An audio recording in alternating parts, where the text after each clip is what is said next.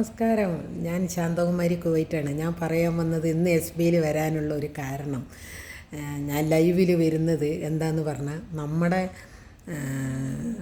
കേരളത്തിലിപ്പോൾ ഒരു ഉദ്ഘാടനം ഹോസ്പിറ്റൽ കഴിഞ്ഞു എന്ന് പറഞ്ഞ് പടക്കം പൊട്ടിച്ചു എന്ന് പറഞ്ഞിട്ട്, അപ്പോൾ ഇപ്പോഴത്തെ ഭക്ഷണം എന്ന് പറയുന്നവർക്ക് പടക്കം എവിടെ പൊട്ടിക്കണം, ചിങ്കാരിമേള എവിടെ ചെയ്യണം എന്നുള്ളതൊന്നും ഒരു അറിവില്ല. കാരണം നമ്മുടെ പൂരപ്പറമ്പുകളിൽ പടക്കവും ചെണ്ടയെല്ലാം വേണ്ടാന്ന് വെച്ചിട്ട് ആശുപത്രിയിൽ പടക്കം പൊട്ടിക്കലും ബോംബ് പൊട്ടിക്കലും ചിങ്കാരിമേളം കൊട്ടിയിട്ടുണ്ടെങ്കിൽ എത്രത്തോളം ഉണ്ട് എന്ന് മാത്രം ആലോചിച്ചാൽ മതി ഈ ജനങ്ങൾ. പിന്നെ ഞാൻ ഈ എസ് ബിയിൽ വന്നിട്ട് പറയുന്നത് ഒരു കാര്യം, ഇങ്ങനെയുള്ള കാര്യങ്ങൾ ചെയ്യുമ്പോൾ നമ്മുടെ കേരളത്തിലുള്ള കുറേ സ്ത്രീകളും പുരുഷന്മാരും ഈ ഉദ്ഘാടന സമയത്ത് അവരിൻ്റെ കുണ്ടിയും താങ്ങിയിട്ട് ഇങ്ങനെ പോകുന്നില്ലേ, അത് ഏറ്റവും വലിയൊരു തെറ്റാണ്.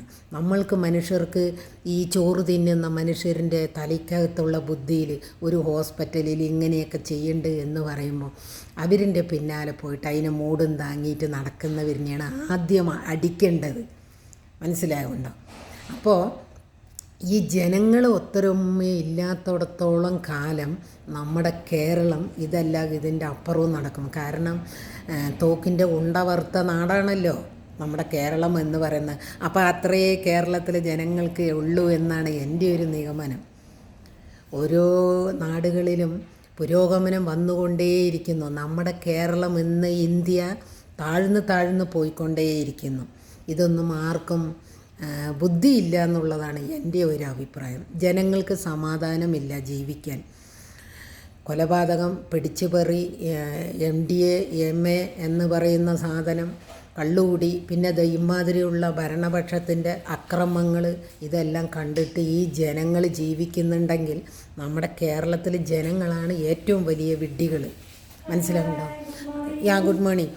അപ്പോൾ അവർ എല്ലാവരും ജനങ്ങൾ ഒത്തൊരുമിക്കണം. അതായത് പാർട്ടിയും ജാതിയും ഒന്നും നോക്കാതെ ജനങ്ങൾ ഒത്തൊരുമിച്ച് എതിർത്താൽ മാത്രമേ നമ്മുടെ കേരളത്തിലെ ഈ വക അക്രമങ്ങൾ തുടച്ചു നീക്കാൻ പറ്റുകയുള്ളൂ. ഒരു ആശുപത്രി എന്ന് പറയുമ്പോൾ ആ ആശുപത്രിയിലെ ഓരോ രോഗികളും, ചെറിയ രോഗം, വലിയ രോഗം, എല്ലാ രോഗങ്ങളും, കുട്ടികൾ, വയസ്സായവർ എല്ലാവരും ഉണ്ടാവും. നമ്മളൊരു ഹോസ്പിറ്റൽ എന്ന് പറയുന്നത് നിശബ്ദമായിട്ടുള്ള അന്തരീക്ഷമാണ്. രോഗികൾക്ക് ജീവിക്കാൻ പറ്റിയ അന്തരീക്ഷങ്ങളിൽ ഇരിക്കുമ്പോഴാണ് അവർ റിലാക്സ് ആവുന്നത്. അവിടെ പോയിട്ട് പടക്കം പൊട്ടിച്ചു അതിന് അധികാരം കൊടുത്തവരിൻ്റെ തലയിൽ എന്തെങ്കിലും ഉണ്ടോ അവർക്ക്? ഹോസ്പിറ്റലിലെ ഉദ്ഘാടനത്തിന് പടക്കം പൊട്ടിച്ചിട്ടുണ്ടെങ്കിൽ അവരിനെയൊന്നും ഒരു മനുഷ്യഗണത്തിൽ പെടുത്താൻ പറ്റാത്ത ആൾക്കാരാണ് എൻ്റെ അഭിപ്രായത്തിൽ. ഈ ജനങ്ങൾ ഇനിയെങ്കിലും നിങ്ങളൊന്ന് നമ്മുടെ കേരളത്തിലെയും ഇന്ത്യയിലെയും ജനങ്ങളൊക്കെ ഒന്ന് ഉണർന്ന് ചിന്തിക്കും. നിങ്ങൾ എന്തിനാ അങ്ങനെയുള്ള ആൾക്കാരിൻ്റെയൊക്കെ മൂട് താങ്ങിയിട്ട് പോകുന്നത്? ഭയങ്കര മോശമായിപ്പോയി നമ്മുടെ കേരളം എന്ന് പറയുന്നത്. ജീവിക്കാൻ തന്നെ പേടിയാകാൻ തുടങ്ങി. ജനങ്ങൾ മുഴുവൻ നമ്മുടെ കേരളത്തിൽ നിന്ന് നാട് വിട്ട് വേറെ നാടുകളിൽ പോയി ചേക്കാറാൻ തുടങ്ങി. ഇപ്പം നമ്മുടെ കേരളം എന്ന് പറയുന്നത് വെറും വയസ്സായവർ, അച്ഛനും അമ്മയും നോക്കാൻ ആളില്ലാതെ അനാഥകളായിട്ട് വൃദ്ധസദനങ്ങളിൽ പോയി ജീവിക്കാൻ തുടങ്ങി. ഒത്തിരി ഒഴിവുകളിലുള്ള വീടുകൾ വിൽക്കാനിട്ടിരിക്കുന്നു. എന്തുകൊണ്ടാണ് നമ്മുടെ ഈ കേരളം എന്ന് പറയുന്നത് ഇത്രമാത്രം അധംപതിച്ചു പോയിരിക്കുന്നത്? ഒരു നല്ല വീട് കെട്ടി ഒരു നല്ല വസ്ത്രം ഇട്ട് എന്നതുകൊണ്ട് നമ്മുടെ കേരളം പുരോഗമിച്ചു എന്ന് ചിന്തിക്കേണ്ട. നമ്മുടെ കേരളം പുരോഗമനത്തിൽ ഒന്നിലും എത്തിയിട്ടില്ല. 100% അധംപതിച്ചു പോയി നമ്മുടെ കേരളം എന്ന് പറയുന്ന നാട്.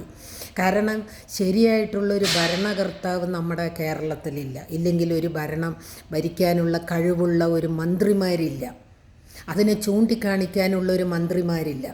എല്ലാവരും മന്ത്രിമാരായിട്ട് അവർക്ക് അവരിൻ്റേതായിട്ടുള്ള സ്വാർത്ഥതകൾ മാത്രമാണുള്ളത്. എൻ്റെ പാർട്ടി വലുതാകണം, ഇല്ലെങ്കിൽ ഞാൻ നേരാവണം എന്നുള്ള ചിന്തയാണ് ഈ ഇരിക്കുന്ന എല്ലാ മന്ത്രിമാരും.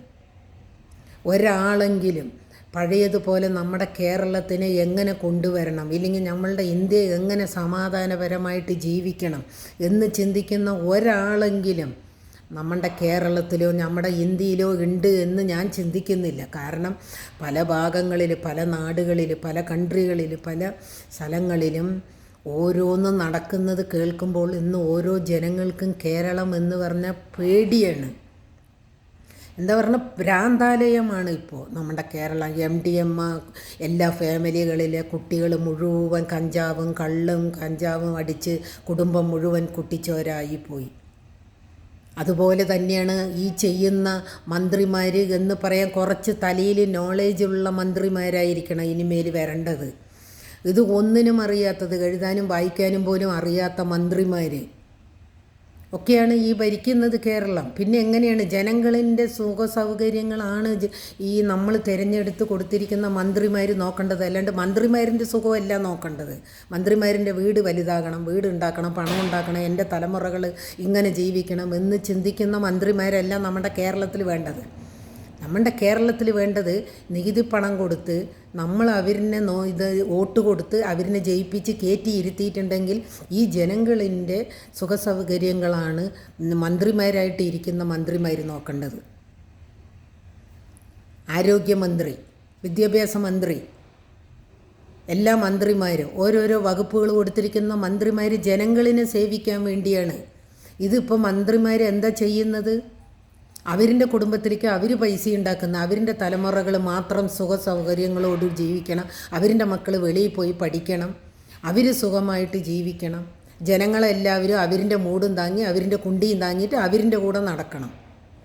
ഇതാണ് ഇപ്പോഴത്തെ നമ്മുടെ കേരളത്തിലെ ഭരണം പോയിക്കൊണ്ടിരിക്കുന്നത്. ഇത് ഇനിയെങ്കിലും ജനങ്ങളൊന്ന് മനസ്സിലാക്കി. ഇപ്പോൾ പടക്കം പൊട്ടിച്ചു പറഞ്ഞ ഉദ്ഘാടനത്തിന് പോയത് എന്തിനാ ഈ ജനങ്ങൾ പോയിട്ട് അവരിൻ്റെ മൂട് താങ്ങാൻ പോയത്? അതിൻ്റെ ആവശ്യമുണ്ടോ? ആരിൻ്റെ വീട്ടിൽ നിന്ന് സ്വത്തെടുത്തിട്ടല്ല നമ്മൾക്ക് മന്ത്രിമാർ ശമ്പളം തരുന്നതും നമ്മളുടെ കാര്യങ്ങൾ നോക്കുന്നത്. നമുക്ക് കേന്ദ്രത്തിൽ നിന്ന് പൈസ വരുന്നത്.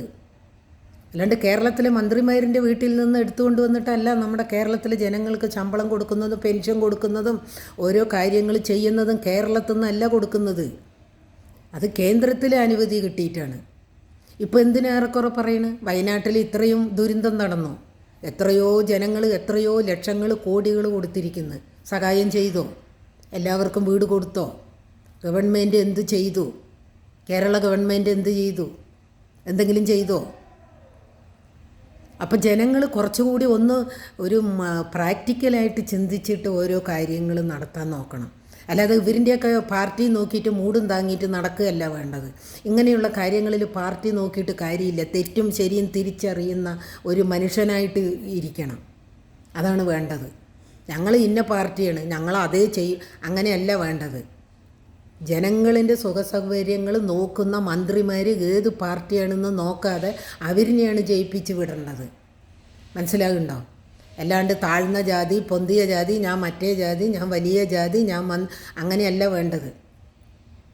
എല്ലാ മനുഷ്യരിനെയും ഈ ഭൂമിയിൽ ജനിച്ചിരിക്കുന്ന എല്ലാ മനുഷ്യരും ഒരാണും ഒരു പെണ്ണ് മാത്രമേ ഉള്ളൂ ജാതിയായിട്ട്. ആണ് പെണ്ണ്, അല്ലാതെ ജാതി ഇല്ല. ജാതി മതം ഒന്നുമില്ല. ഇതൊക്കെ മനുഷ്യനുണ്ടാക്കിയതാണ് സ്വാർത്ഥതയ്ക്ക് വേണ്ടി, പണം ഉണ്ടാക്കാൻ വേണ്ടി. ഈ 3 ജാതികളും ഉണ്ടാക്കിയിരിക്കുന്നത് അവരിൻ്റെ പേരും പറഞ്ഞ് ദൈവത്തിൻ്റെ പേരും പറഞ്ഞ് തട്ടിപ്പ് നടത്താൻ വേണ്ടി മാത്രമാണ് ദൈവത്തിന് ജാതി തിരിച്ച് വെച്ചിരിക്കുന്നത്. അതുപോലെ മനുഷ്യൻ ഒരു ജാതിയേ ഉള്ളൂ, ആണ് പെണ്ണ് എന്ന്. ഒരു സിനിമയിൽ കൗണ്ടമണി പറഞ്ഞ പോലെ ആൺജാതി പൊൻജാതി അത് മാത്രമേ ഉള്ളൂ. അല്ലാതെ ജാതി എന്ന് പറയുന്ന ഒരു സാധനവുമില്ല. കാരണം മനുഷ്യനെ അറുത്ത് കഴിഞ്ഞാൽ രക്തം ഒന്നേ ഉള്ളൂ, അത് രക്തത്തിൻ്റെ കളർ ചുവപ്പാണ്. അല്ല നീ വേറെ ജാതിയാണ്, കളറ് മാറിയിട്ടാണോ? ഇപ്പോൾ മുസ്ലിംസുകളിൻ്റെ കൊടി പച്ചയാണ്, അവരിൻ്റെ ബ്ലഡ് പച്ചയാണോ? ഇല്ലെങ്കിൽ കോൺഗ്രസ്സുകാരിൻ്റെ ശരീരത്തിൽ ഓടുന്ന ബ്ലഡ് വന്നിട്ട് എന്താ 3 വർണ്ണ കളറ് കൊടിയാണോ? 3 വർണ്ണമാണോ വരുന്നത്? അല്ലെങ്കിൽ മറ്റേ പാർട്ടിക്കാരൻ്റെ, ഇപ്പോൾ ഭരിക്കുന്ന പാർട്ടിക്കാരൻ്റെ ശരീരത്തിൽ നിന്ന് വരുന്നത് വേറെ ഏതാണോ? അല്ല. എല്ലാ ജനങ്ങളിൻ്റെയും താഴ്ന്ന ജാതി, ഉയർന്ന ജാതി, പൊന്തിയ ജാതി, 3 ജാതികളിനെയും വേർതിരിച്ച ഈ ജാതികളിൻ്റെ ഒക്കെയും ശരീരത്തിൽ നിന്ന് വരുന്നത് ഒരേ കളറ് രക്തമാണ്. അതുകൊണ്ട് ഞാൻ പറയുന്നത് ഒരു ജാതിയേ ഉള്ളൂ. നമ്മുടെ സമൂഹത്തിൽ ജാതി വേർതിരിച്ച് കാണിക്കുക, താഴ്ന്ന ജാതി, പൊന്തിയ ജാതി. അപ്പോൾ ഇതിലൊന്നുമല്ല കാര്യങ്ങൾ. ജനങ്ങൾ ജാതിയും മതവും പാർട്ടികളും നോക്കാതെ ഒറ്റക്കെട്ടായിട്ട് എന്ന് നിൽക്കുന്ന കാലം വരുന്നോ അന്നേ നമ്മുടെ നാട് നേരാകുള്ളൂ. എല്ലാത്തോടത്തോളം കാലം നമ്മുടെ ഈ കലികാലത്തിൽ ഇതൊന്നുമില്ല. ഇതെല്ലാം നമ്മുടെ അവസാനിക്കാറായ കാലങ്ങളാണ്. അതുകൊണ്ടാണ് ഇങ്ങനെയൊക്കെ നടക്കുന്നത്. അപ്പം നമ്മുടെ സമൂഹം എന്ന് പറയുന്നത് കേരളത്തിൽ ജീവിക്കാൻ പറ്റാത്ത ചുറ്റുപാടുകൾ വന്നു. ഒഴിഞ്ഞ വീടുകൾ ഇഷ്ടം പോലെ, വയസ്സായ അച്ഛനും അമ്മമാരെ നോക്കാൻ ആളില്ലാതെ അവർ വൃദ്ധസദനങ്ങളിൽ കരഞ്ഞു കഴിയുന്നു. അപ്പോൾ എൻ്റെ കാര്യം പറയുന്നത് പൊതുജനങ്ങൾ ഒരുമിച്ച് നിന്ന് എതിർക്കണം, എതിർക്കേണ്ടതിന് എതിർക്കുക തന്നെ വേണം. അപ്പോൾ എല്ലാവർക്കും എൻ്റെ ഹൃദയം നിറഞ്ഞ ഒരു നമസ്കാരം. എല്ലാവരും സപ്പോർട്ട് ചെയ്യുക, ഷെയർ ചെയ്യുക, സബ്സ്ക്രൈബ് ചെയ്യുക. Good bye.